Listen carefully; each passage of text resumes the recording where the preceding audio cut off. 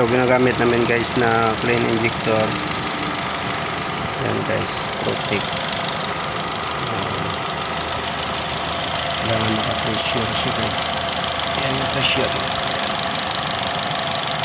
Tapos ito, yan, tanggalin mo yan.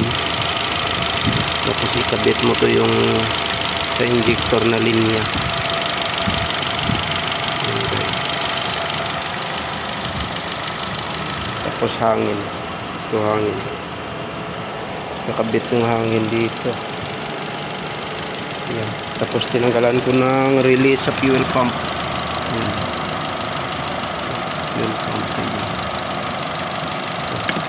Dito yan nakakabit guys. Yan.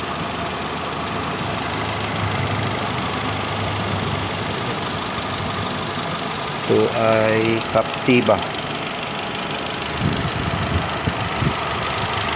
Yan guys. Yan lang yung mag-clean injector.